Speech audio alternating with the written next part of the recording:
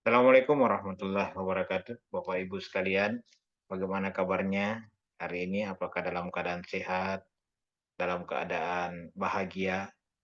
Dan tentunya saya berharap di pertemuan kita ini semua sehat-sehat terus dan bisa mengikuti materi dengan baik. Bapak Ibu sekalian, di awal kembali kita mulai materi kita ini. Tentu sama-sama berdoa menurut keyakinan kita masing-masing. Doa dimulai.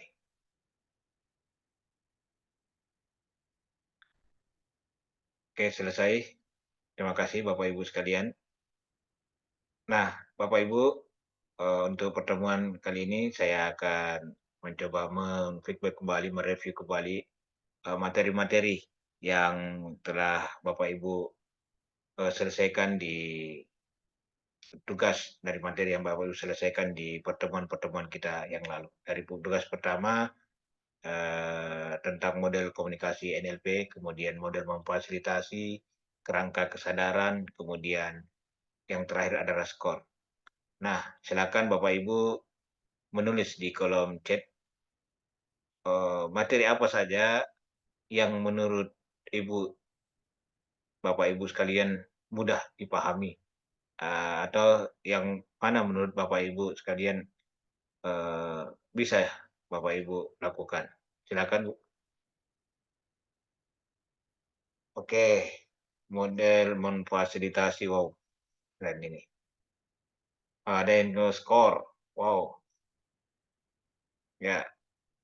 Ada juga yang menulis model memfasilitasi dengan skor, kerangka kesadaran.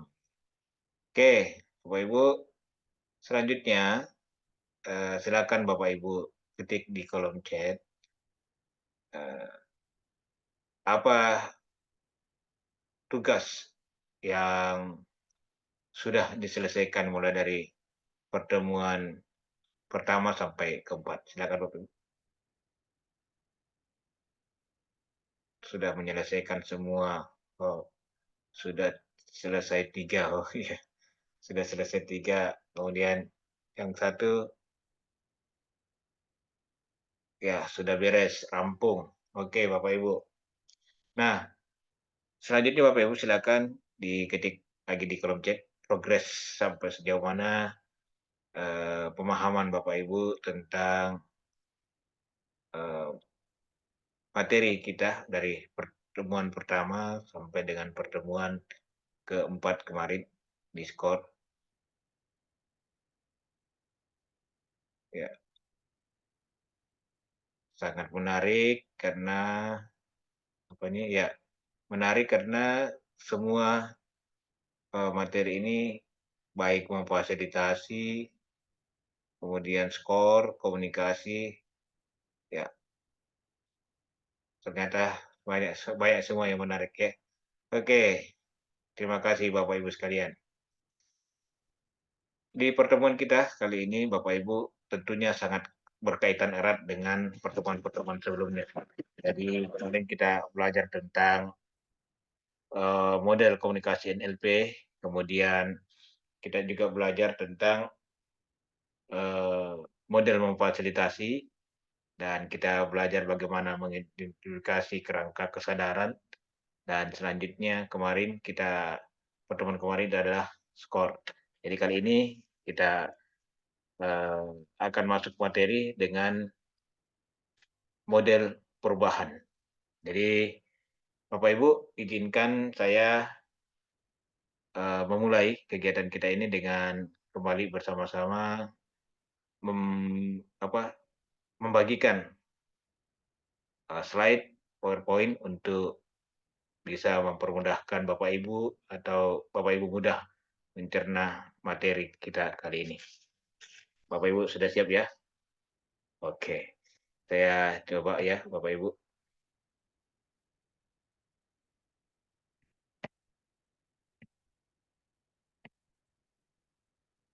Ya, jadi model perubahan. Ya, di sini kita akan membahas tentang keputusan, ya, apa motivasi dan keputusan. Udah kelihatan ya Bapak Ibu slide-nya?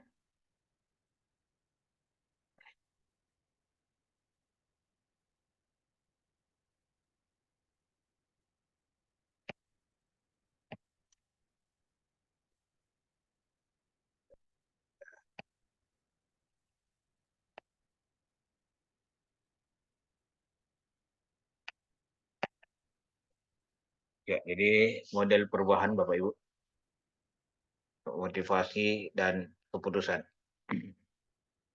Bapak Ibu sekalian, model perubahan dan di bagian pertama ini kita akan membahas tentang motivasi dan keputusan. Jadi pada saat kita belajar tentang coaching kemarin itu, ya, kita mengetahui bahwa coaching itu terdiri dari sebuah langkah, tujuan, dan sumber daya. Dan dari situlah kita sebenarnya bisa mengetahui, bisa memahami bahwa ternyata coaching itu adalah sebuah perubahan. Ya, jadi perubahannya dari mana ke mana ini, ya tentunya perubahan dari situasi sekarang menuju ke situasi yang diinginkan. Jadi coaching sekali lagi sama-sama adalah sebuah perubahan yang bagaimana Bapak Ibu bisa melihat kita sebagai coach bisa memfasilitasi seorang klien untuk berubah dari situasi sekarang ke situasi yang diinginkan. Nah, pada saat kita berbicara tentang perubahan, apa saja yang berubah? Ya, perubahan yang pasti terjadi adalah dari sisi model komunikasi kita. Ya. Jadi,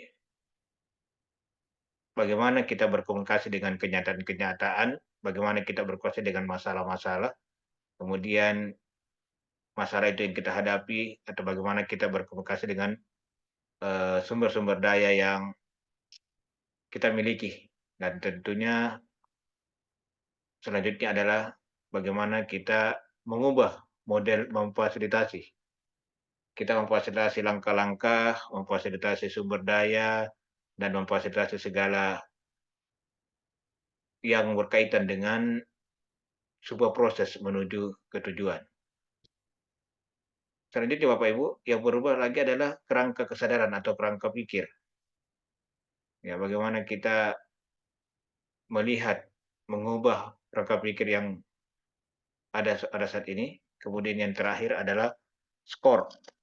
Ya, jadi skor, jadi tahap bagaimana kita mengidentifikasi langkah dan sumber daya. Kemudian kita mengidentifikasi solusi-solusi yang kita perlukan untuk mengatasi masalah menuju ke tujuan. Bapak Ibu sekalian, bagaimana sih memfasilitasi perubahan? Ya. Jadi pertanyaan yang paling awal yang perlu kita lakukan untuk memfasilitasi perubahan adalah menanyakan kepada coach kita atau menanyakan kepada klien perubahan apa yang ingin Anda ciptakan. Ya. Karena tentu saja kita tidak mungkin bisa mencapai hasil yang kita inginkan kalau tidak ada perubahan. Dan yang paling pertama dan paling utama pasti adalah yang diperlukan itu adalah motivasi. Ya. Jadi motivasi ini biasa kita lihat ketika kita ingin mendapatkan motivasi itu kita memerlukan daya dorong. Ya. Sesuatu yang mendorong kita untuk menuju atau bergerak menuju ke tujuan.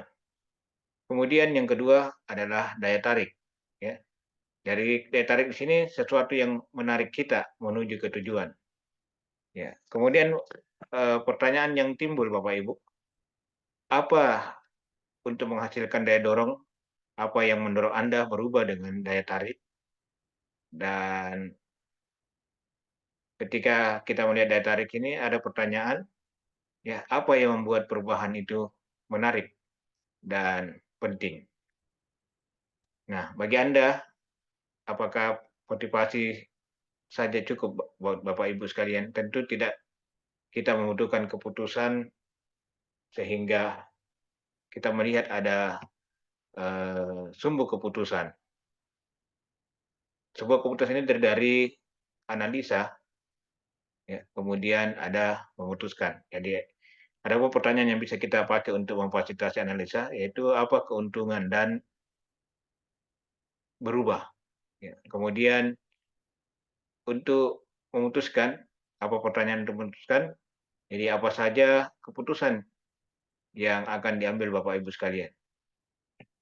Ya, Bapak Ibu sekalian, memfasilitasi perubahan dengan memfasilitasi motivasi yang terdiri dari daya dorong, daya tarik, serta memfasilitasi keputusan yang terdiri dari analisa dan memutuskan itu adalah sesuatu yang sangat penting. Ya, kenapa melakukan perubahan manusia sangat membutuhkan motivasi? Ya, karena dalam melakukan perubahan manusia itu sangat membutuhkan sebuah motivasi dan keputusan. Ya, karena kenapa? Keputusan itu menggerakkan atau membangun semangat dan gairah. Ya, sementara keputusan itu menggerakkan dan mempercepat sebuah langkah ya, menuju ke tujuan. Oke, sampai di sini Bapak Ibu, ada hal-hal yang ingin ditanyakan, silakan. Atau mau diketik di kolom chat, silakan Bapak Ibu. Nah, kita masih berada di sesi model perubahan.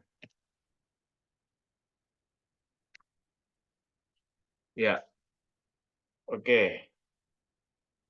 Jadi Bapak Ibu sekalian, model perubahan ini sekali lagi saya ingin sampaikan bahwa sangat berkaitan dengan materi-materi kita yang lalu tentang bagaimana model komunikasi NLP, kemudian model memfasilitasi. Jadi inilah yang kita bisa melihat bagaimana merubah komunikasi kita, kemudian bagaimana gaya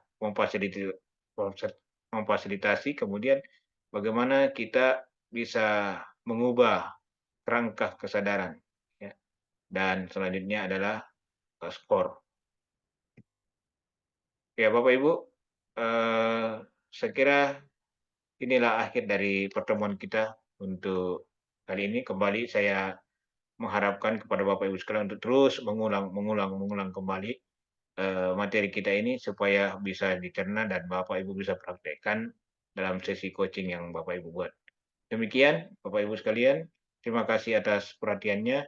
Kembali kita tutup dengan sama-sama berdoa menurut keyakinan kita masing-masing. Doa dimulai. Oke, selesai. Terima kasih. Salam sehat buat semua dan kita akan mulai aktivitas besok seperti biasanya. Assalamualaikum warahmatullahi wabarakatuh.